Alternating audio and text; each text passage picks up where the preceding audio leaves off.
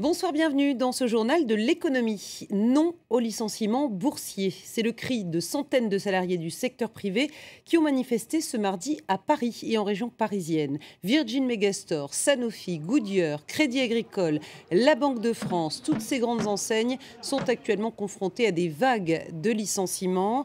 Et en pointe de la contestation, il y a le secteur automobile avec Renault et PSA Peugeot Citroën. Plus de 15 000 emplois sont en jeu. Chez Renault, les discussions sur un accord de flexibilité ont repris aujourd'hui, tandis que chez PSA, le plan social a été suspendu sur décision de justice. On fait le point avec Axel Simon. Débrayage, piquets de grève et barrage à l'entrée, les salariés de Renault sont en colère. À Flins comme à Douai ou à Sandouville, ils savent que leur usine est menacée par des milliers de suppressions d'emplois. On ne se laissera pas faire, on se bat pour nous, les ouvriers de Renault, mais on se bat pour toute la société, parce que c'est tout le pays qui est en train de crever. Ils rejettent aussi les accords de flexibilité voulus par la direction. Pour eux, il ne s'agit pas de négociation, mais du chantage. Pour le président de Renault, il n'y a pas d'alternative possible à la recherche de compétitivité. S'il n'y a pas d'accord, ça veut dire qu'on n'a pas les moyens de rétablir la compétitivité en France. Ça veut dire qu'il y a automatiquement le niveau de production en France sera inférieur. Il faut qu'on en tienne compte. En clair, selon la direction, il faudra licencier ou fermer des usines en France, d'autant plus qu'elle ne prévoit aucun accroissement des ventes en Europe dans les 4 prochaines années. Les salariés de PSA eux aussi ont pris part à ce mouvement de protestation nationale. C'est devant le siège du constructeur automobile à Paris qu'ils ont appris la nouvelle. Le plan de restructuration annoncé l'été dernier vient d'être suspendu pour vice de forme. Une victoire pour Faurecia, la filiale de Peugeot Citroën qui est à l'origine de la plainte, comme pour les salariés. C'est une petite victoire, mais le combat n'est pas terminé. On est là, on est déterminé, on ira jusqu'au bout. C'est du temps gagné pour la mobilisation, c'est du temps gagné pour pouvoir négocier sérieusement. Les salariés pourtant ne devraient gagner que quelques mois. La suppression de 8000 emplois et la fermeture du site d'Aulnay ne sont pas remises en cause.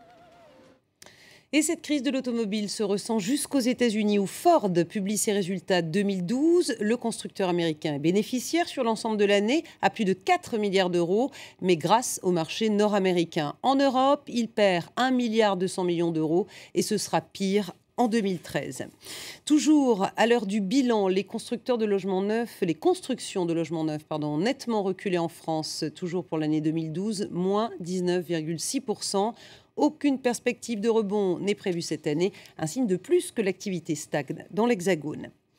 Les marchés financiers restent dans le vert, anticipant la reprise en Chine et aux États-Unis, où la Fed pourrait même annoncer un nouveau coup de pouce à l'activité économique. Paris prend 0,13%, plus 0,71% à Londres. Francfort s'est apprécié de 0,20%.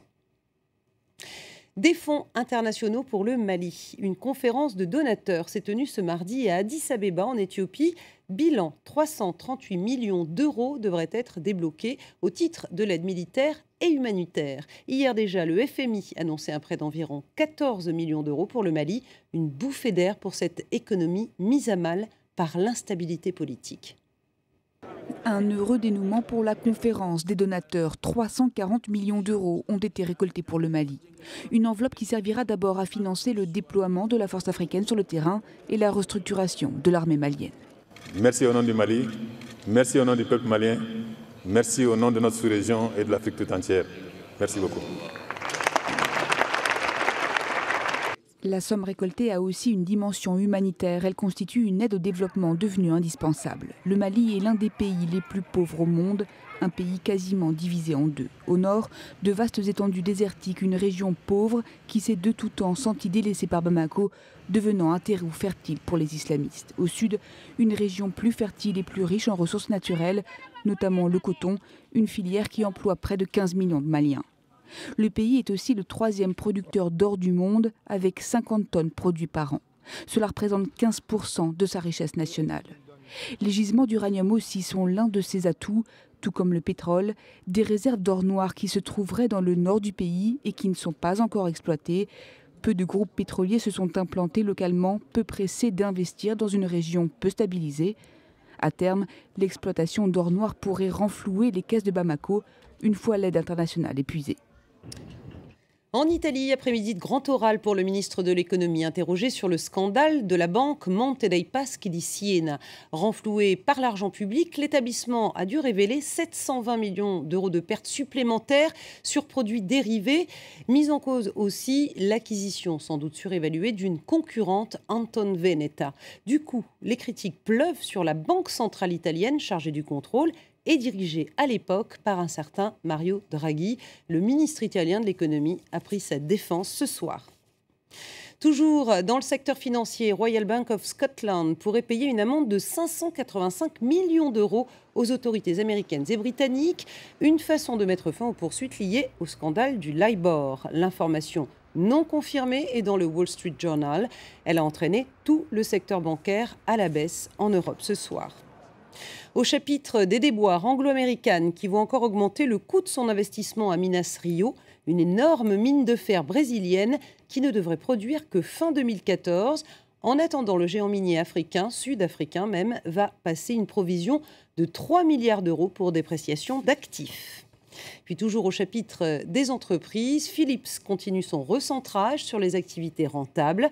Après la fin des téléviseurs l'an dernier, le groupe néerlandais vend son activité CD et DVD au japonais Funai Electric. Philips va privilégier l'électronique grand public, le rasoir, grille-pain, cafetière et autres presses agrumes. Les investisseurs apprécient. Le titre a pris plus de 2% ce soir à Amsterdam.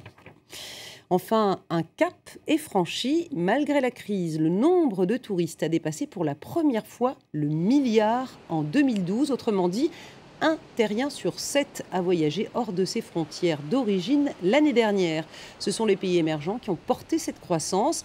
En revanche, la première destination touristique mondiale reste l'Europe. C'est la fin de ce journal de l'économie. Merci à tous de votre attention.